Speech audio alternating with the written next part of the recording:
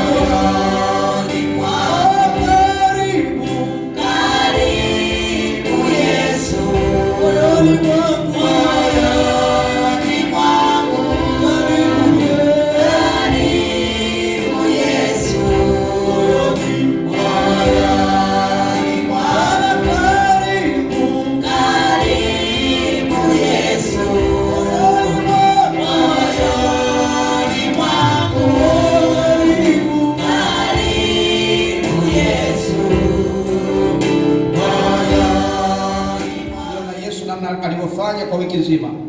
Kuna watu waliokuwa na shida, Mungu aliwaponya. Na binti aliyokuwa na shida kwenye ziwa lake, tulipoendelea kukomboa viungo vya mwili wake.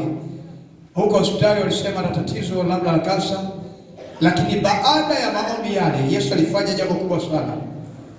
Kwenye ziwa lake kuna mwiba ulitoka. Tukausudia, tukauona na alishuhudia hapo. Tuliona Bwana Yesu. Kwa hiyo kila eneo lina ufunuo wake. Leo tuna ufunuo mwingine pia ambao tunatembea nao katika maombi ya siku ya leo.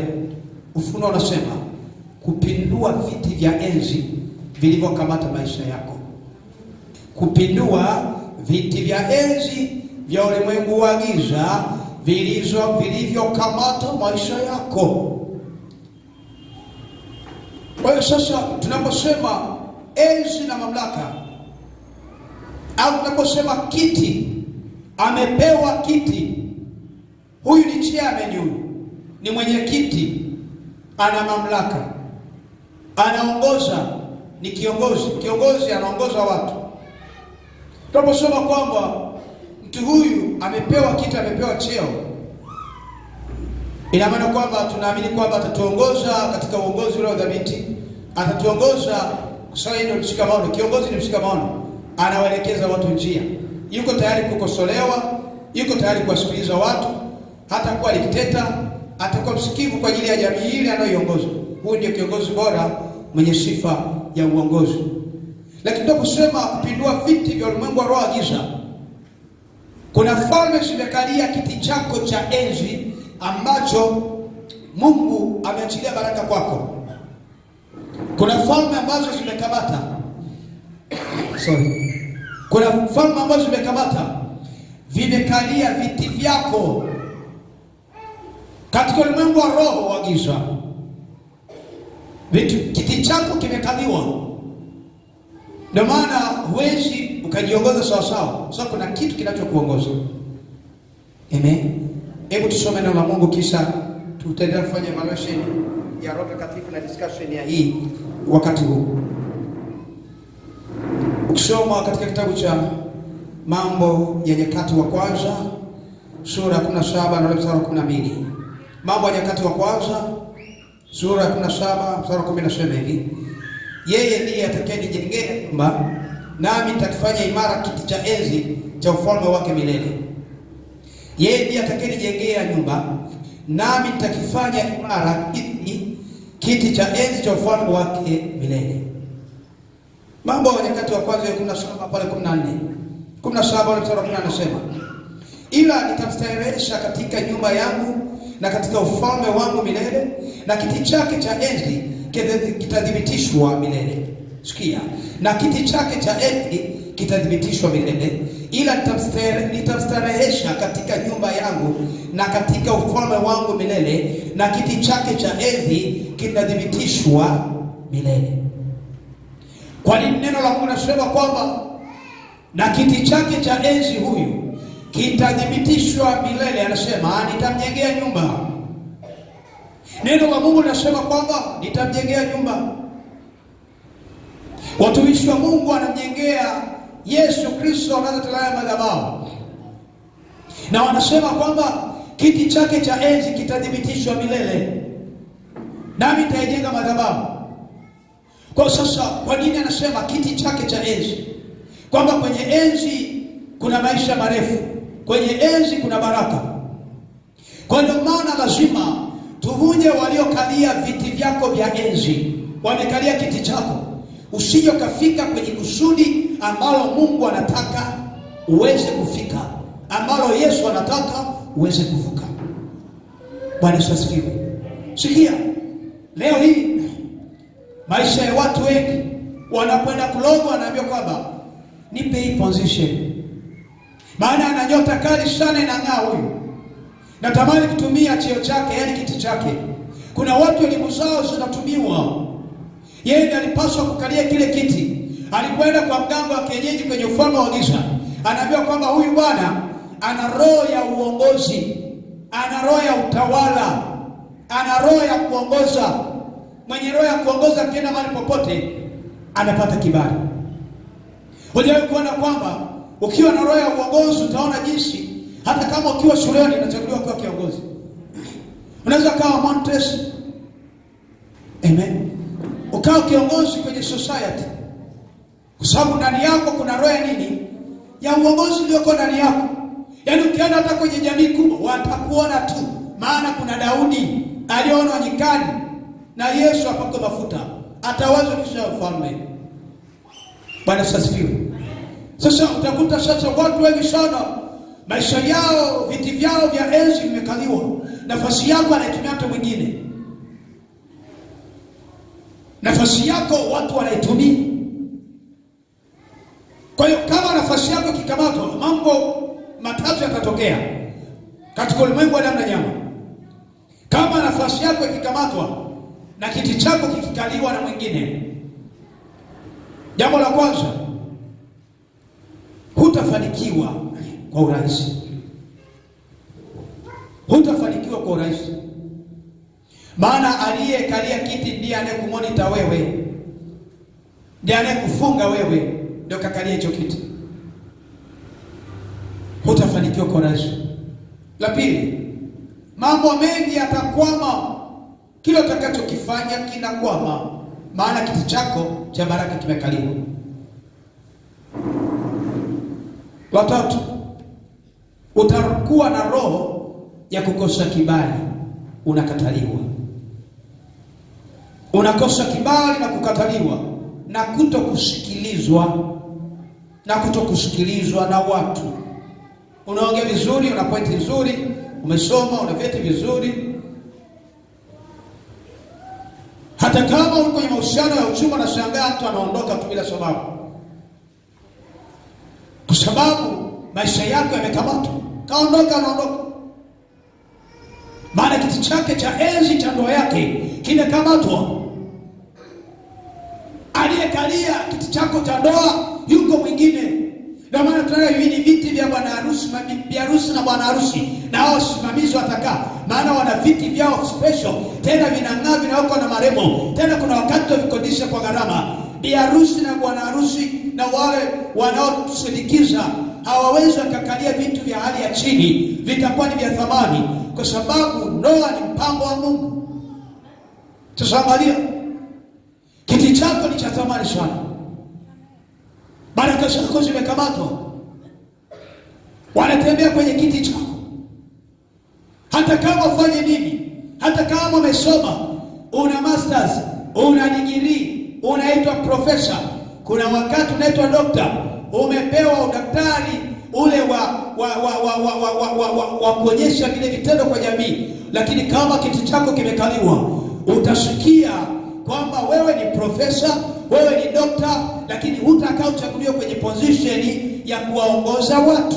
Maana kiti chako cha utawala, cha uongozi kimekamatwa, kimekaliwa na watu wengine. Na ujue kwamba kazi ya shetani, anawapa watu viti ambao sio sahihi, ili waitese jamii, ili watese watu wa Mungu, ili watese wana wa Mungu. Shetani hawezi akakubali kumweka mtu aliyo sahihi kwenye kiti, na akijua kwamba ataongoza jamii katika njia iliyo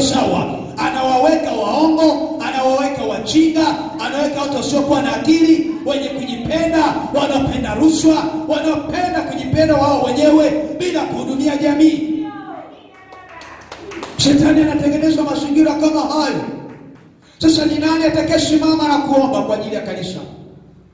Ni nani atakayesimama ili hivyo viti ambavyo vimekaliwa, ambavyo sio mpango wa Mungu, ili waanguke? Ndio lazima yuko mtu mmoja jioni ya leo na sahi atapindua viti vya ulimwengu wa giza. Hawa waliokalia kiti chako, hawa waliokalia viti ambavyo hawajapewa na Yesu, ili kuwatesa watu wengine. Iwe ni kwa fedha, iwe ni kwa uganga, iwe ni kwa ushabiki, iwe ni kwa rushwa, iko damu ya Yesu Kristo. Haleluya. Aliyeumba mbingu na nchi, hakuna mwanadamu anaweza kujigamba mbele za Bwana, hata kama akawa na cheo, hata kama akawa na elimu yote, hata kama ana utajiri akapata vyote. Lazima iko siku atatoa hesabu mbele za Bwana, na hicho kiti alichokikalia atatoa hesabu ya kile kiti ambacho amekalia. Kwenye familia sisi wazazi tumekalia viti kama nani? Viongozi wa nini? Wa familia. Je, wewe baba uliopewa nafasi ya kuangalia watoto wako na mke wako, umekikaliaje hicho kiti? Je, kiti chako ni kwenye baa? Kiti cha huyu baba ni kwenye baa? Inawezekana ni kwenye baa na kucheza ile nini, swimming pool wanacheza, wanini ile wanacheza ile kupiga na fimbo namna hiyo, inaitwa pool table. Kila wakati akitoka kazini kwenye pool table, mwingine amekaa na match kwenye mpira ili apate nini, zinatojwa nini ile za kupata timu ili upate hela, kubeti. Amekaa kwenye beti, yuko kwenye nini, full table nini, haya huko si full table utajua. Bwana Yesu asifiwe. Hana time na nini, na familia. Sasa huyu tunamweka kwenye kundi la kiongozi wa familia asiyejitambua, asiyeelewa familia yake.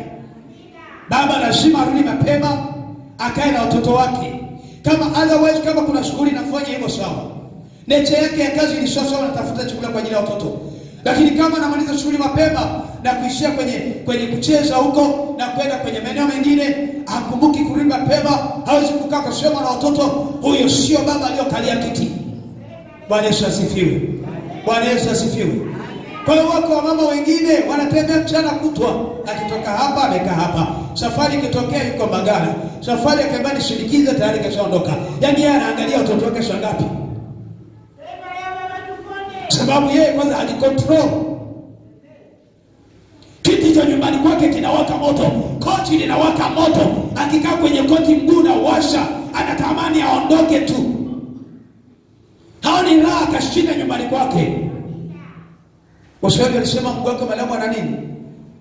Na mbwa. Waswahili wanasema hivyo wenyewe. Bwana Yesu asifiwe. Kwa nataka niseme kwamba wapendwa, ukikalia kiti kama baba wa familia, kama mama wa familia, lazima tutaona familia ikiendelea sawa sawa. Bwana Yesu asifiwe. Haleluya. Hiyo ni familia, hiyo ni namna ya kukalia kiti chako mwenyewe. Kuna kiti cha kwako mwenyewe, wewe mwenyewe. Uwe ni binti, umeolewa, hujaolewa, ni kijana, hujaoa, single. Hiyo ni self awareness ya mtu mwenyewe. Kwa sasa kuna viti vingine ambavyo unavikalia mwenyewe, unasema kwamba hapa sipaswi kukaa muda huu. Hapa natamani muda huu ni muda wa kwenda nyumbani, muda huu ni wa kupumzika, muda huu sio kukaa kitako na wajinga kama hawa. Maana kuna watu wamekaa kitako muda wote mpaka linazama, wanaongea ujinga, hawajitambui. Maana wamekaa kwenye viti, au wamekaa kwenye tofali, au wamekaa kwenye kivuli tu. Jua linatoka mashariki, linazama magharibi. Ukiwaulizwa walikuwa wamekaa wapi, nilikuwa nimekaa tu kwa jirani napiga story. Ukimuuliza umeingiza nini, hana chochote. Maana katika ulimwengu wa roho tunasema kwamba ni lazima ukalie kiti cha kiuchumi sawa sawa ili uingize fedha, na kiti cha kiroho sawa sawa mambo yakae sawa. Bwana Yesu asifiwe. Haleluya. Kuna viti ambavyo wamekaa vikao na walikuwa na mwenyekiti wa kwao, wamekaa vikao vya kwao, wamejadiliana wenyewe, wamesema mambo yao wenyewe. Sio nashangaa mtu huyu kila anapofanya jambo kiti chake kinapokonywa. Hujawahi kuona kwamba unatuma CV, hujawahi kupandishwa cheo hata siku moja kwa wafanyakazi? Umesoma ili kusudi CV yako imepanda, afu daraja lako lipande. Unashangaa ile salary yako iko pale pale. Wenzako wameenda chuo, wamemaliza masomo, wamekuja kazini, wamepandishwa cheo, wengine wamehamishwa, wamepewa vitengo, wamepewa kiti anakaa. Sasa sikia, lakini mapepo yaliyokalia kiti cha kwako cha kazi lazima yapigwe. Sikia, aliyekupandisha cheo hana shida. Shida ni ile madhabahu ya nyumbani kwenu ambayo kuna mtu amekalia kiti chako, au anatumia nini? Nafasi ya kiti chako cha utawala. Sio kwenye eneo la kazi tu, hata maisha ya kawaida. Kuna watu wamekalia kiti chako wewe. Wamekalia kiti. Ndio maana mtu kiti chake kikaliwa na kuwa mnyonge, akiambiwa nenda basi sawa tu, hamna shida, mtumachie Mungu atafanya mwenyewe. Sawa, Mungu atafanya. Kwa nini usiongee? Kwa nini usiongee? Kumpata Yesu tutakuwa mjinga. Tukipata Yesu tutakuwa wajanja kwa jina la Yesu. Haleluya. Haleluya. Usikubali haki yako ikachukuliwa na mwenye huyu aliyokalia kiti, kwa sababu yeye ana nafasi. Bado una haki yako. Haki inasimama na cheo chake kitasimama kama cheo, na haki itasimama kama haki. Otherwise, kwa sababu ya nafasi yake aliyonayo, akutengenezee figisu tu. Sio watu waliuziwa kesi, si ndio? Waliuziwa kesi. Anaambia tumebadilisha kesi ndani huyu. Na si kiongozi, badilisha kesi tu huyu. Ana mali kwa kusema. Na wewe ni kiongozi unaaminiwa. Sasa kuna watu wamekalia viti sio waaminifu. Wametesa wananchi wa hali ya chini.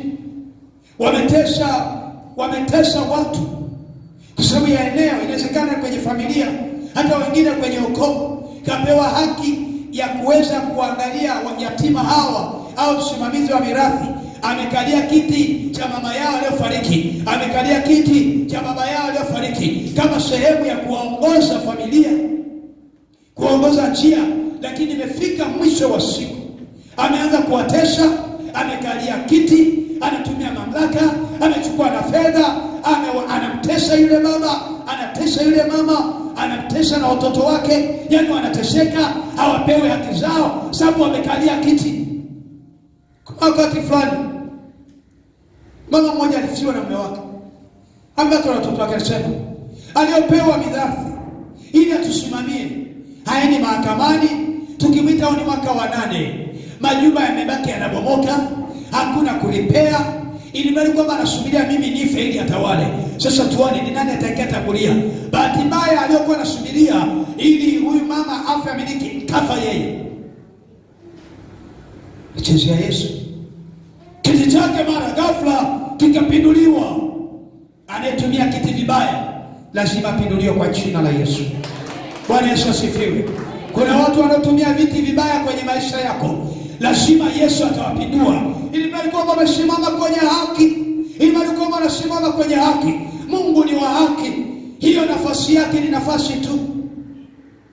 Kuwa na kiti haimaanishi kwamba utabaki kwenye kiti siku zote. Kuna wakati kitu utakiachia, utamwachia mwingine atakaa, utamwachia mwingine ataongoza, na huyu mtu atarudi kwenye jamii kama mtu wa kawaida. Sasa sijui atawaangaliaje watu. Ndio maana tunaposema kwamba unapopewa roho ya kutawala katika eneo la uongozi, tawala kana kwamba kesho utarudi tena kuwa mwananchi wa kawaida, utakuwa tena jirani wa kawaida, utakuwa tena mtu wa kawaida. Kama ulikuwa na nafasi iko juu, utawala huo unakwisha na kitu wake kinayeyuka.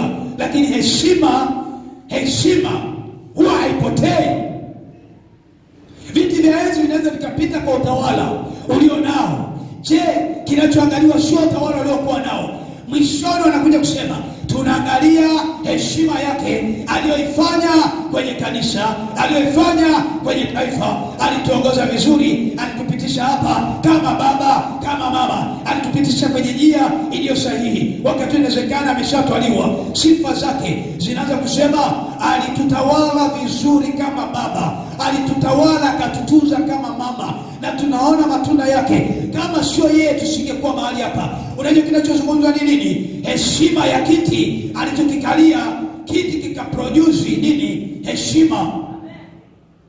Sasa je, kiti gani chokalia? Kiti chako kwa jamii wanakusoma kama nani kwenye jamii?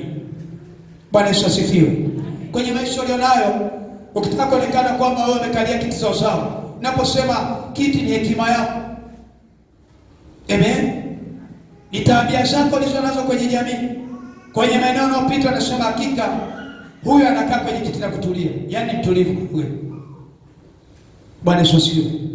Ndio maana neno la Mungu anasema kwamba ila mtamstarehesha katika nyumba yangu na katika ufalme wangu milele, na kiti chake cha enzi kitadhibitishwa milele. Ukiwa mtakatifu, kiti chako cha enzi kitadhibitishwa milele.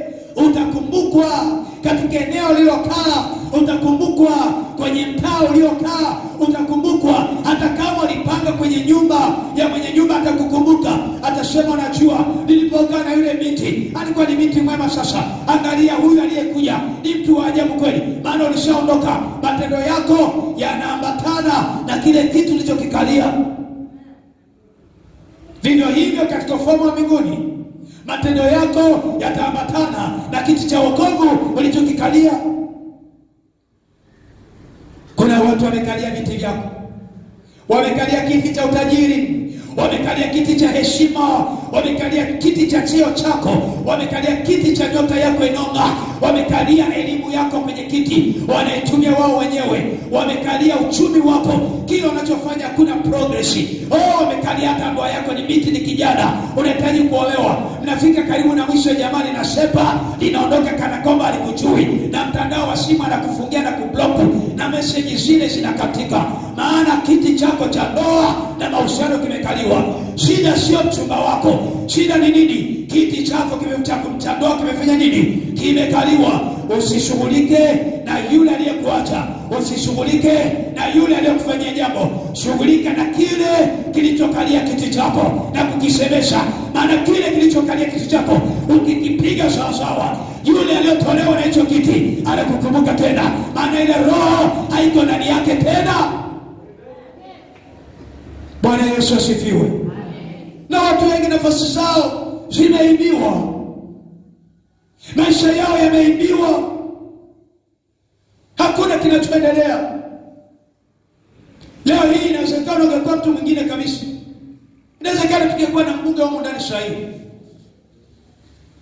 Ashukuru Yesu, inawezekana ungekuwa mbunge ungetusumbua ukao hapa leo.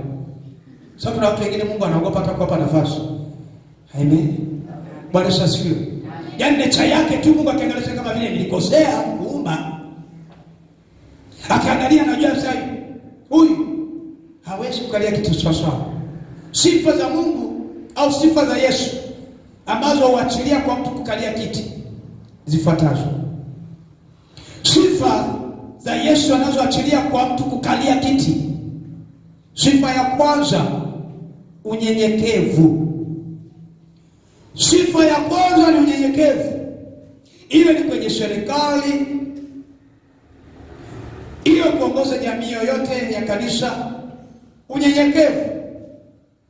Sifa ya pili, hekima. Lazima awe na hekima na majibu ya hekima. Hata kama mtu ameharibu ataenda kwa hekima, anajua sio tatizo, lakini tuongea kwa hekima, usisikuta maelekezo sawa sawa. Ana hekima. Hapa yuko ovyo ovyo, watu kama mjinga. Ana hekima. Amen. Sifa ya tatu, kujitambua. Kwamba anajitambua yeye aliyokalia hicho kiti, kesho kutu atakuwa nani? Anaweza kawa raia wa kawaida tu, au uwezo wake wa maisha ukafanya nini? Ukashuka. Afa karudi tena kuomba nini? Kuomba mtaani. So anatambua mimi ni mwanadamu, inawezekana kesho maisha yakabadilika.